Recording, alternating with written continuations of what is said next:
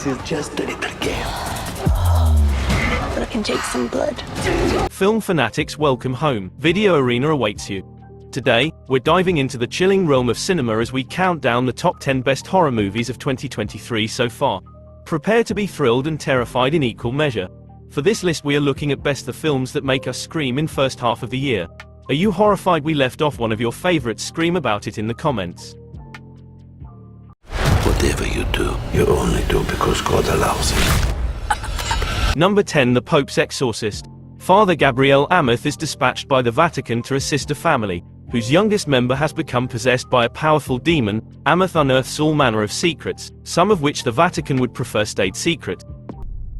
You performed an exorcism.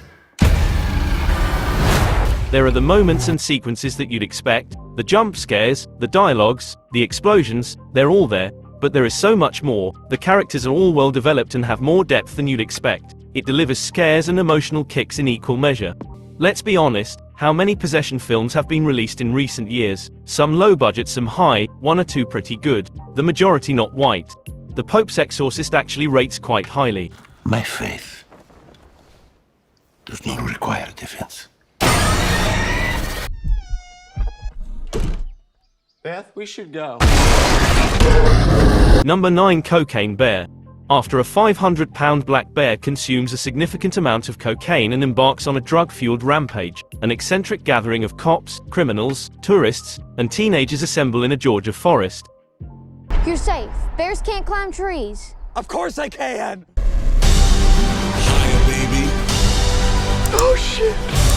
Get higher, baby. It is loosely inspired by the true story of the Cocaine Bear, an American black bear that ingested nearly 75 pounds of lost cocaine. Cocaine Bear is a must-watch experience for adults who can handle violence but also want something funny and original. Beth, speed up! Get higher, baby. And don't ever come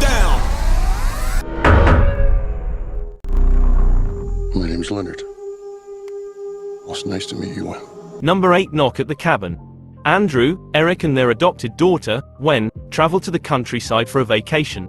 But their family's time together is interrupted by 4 armed strangers demanding an unthinkable sacrifice.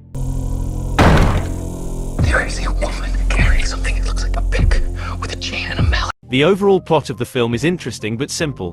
What if a group of strangers came knocking at your cabin and told you that the world is going to end, and you must sacrifice one of the lives of your family in order to stop the apocalypse? The 4 of us are here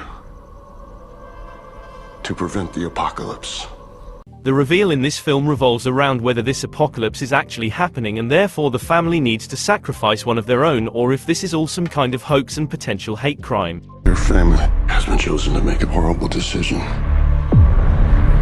Before he fell into darkness, he was much loved by everyone.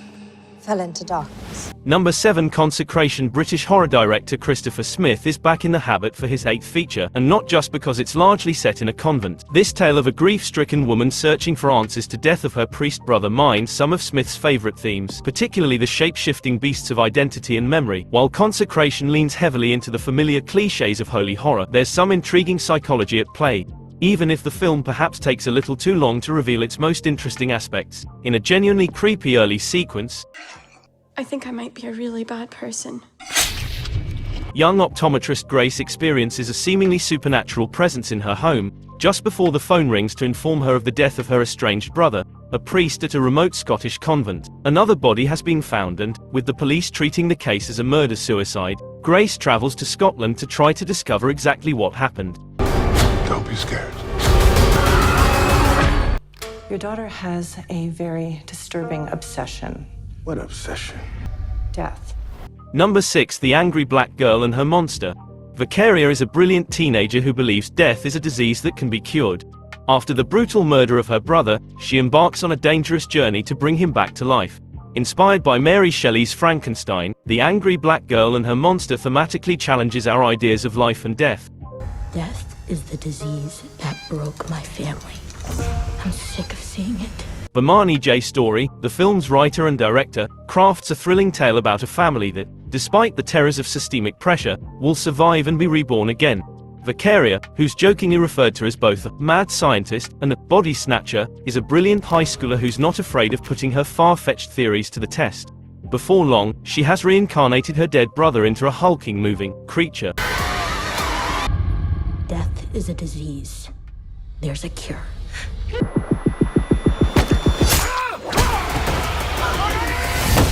Number 5. Scream 6. 4 survivors of the Ghostface murders leave Woodsboro behind for a fresh start in New York City. However, they soon find themselves in a fight for their lives when a new killer embarks on a bloody rampage. Each Core 4 member is trying to cope with what they went through differently. There's a darkness inside of me. It followed me here. Scream 6 Inches is an absolute triumph that reignites the horror genre with its clever storytelling, impeccable execution, and relentless suspense. As a longtime fan of the franchise, we can confidently say that this installment surpasses all expectations and delivers an adrenaline-pumping experience from start to finish.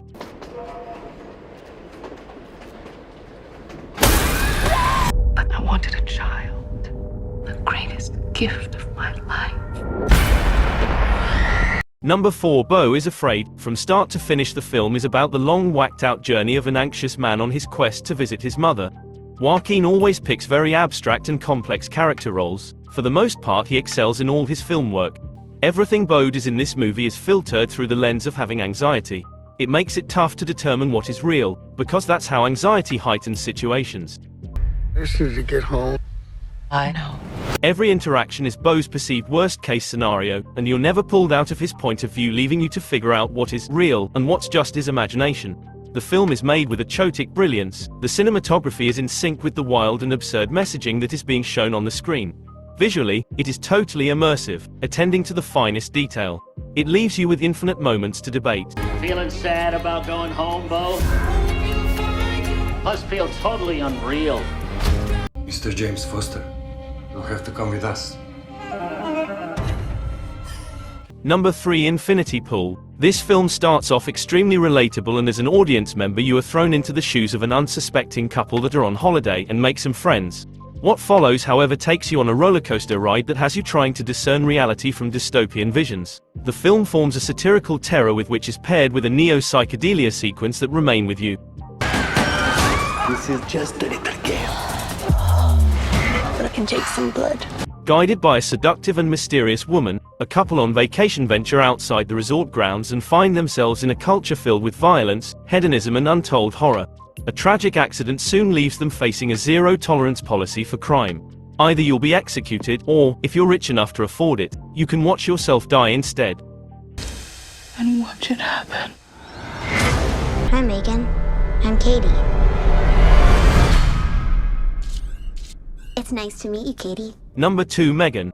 Megan is a marvel of artificial intelligence, a lifelike doll that's programmed to be a child's greatest companion and a parent's greatest ally. Designed by Gemma, a brilliant roboticist, Megan can listen, watch and learn as it plays the role of friend and teacher, playmate and protector. When Gemma becomes the unexpected caretaker of her 8-year-old niece, she decides to give the girl and Megan prototype, a decision that leads to unimaginable consequences. Experts say... Megan, turn off.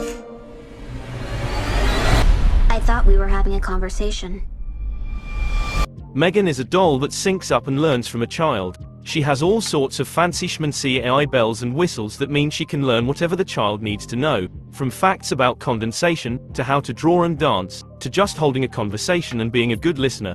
Katie becomes attached to Megan very quickly. Megan becomes just as attached to Katie, just as quickly, but with deadlier results. So when someone hurts Katie, Megan takes that personally, and then she becomes less like Raggedy Ann and more like the Terminator. Recalibrating response model.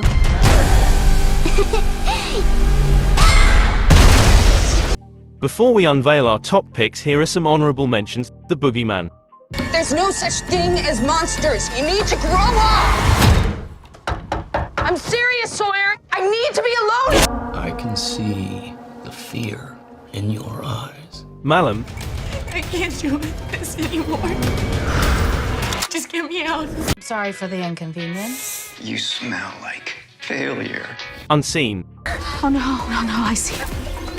I'm gonna have to find another phone.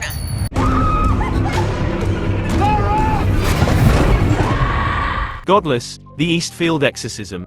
Show our enemy your faith. Christ compels you to leave this vessel now. Yeah, that much. beautiful dream. Number 1. Evil Dead Rise. A reunion between two estranged sisters gets cut short by the rise of flesh-possessing demons, thrusting them into a primal battle for survival as they face the most nightmarish version of family imaginable. Open up now. You don't look so good, Mom. Nothing a big old kiss from you won't fix. Evil Dead Rise has all the tropes and camp you'd expect from the Evil Dead universe. Alyssa Sutherland as Mommy plays all-time favorite Deadites. She is petrifying and embracing every second in her role as a villain. The plot effectively takes place in a household environment. This creates extreme tension and chaos between the family, and which proceeds into Scared Beyond for the viewer. Mom? Mommy's with the maggots now.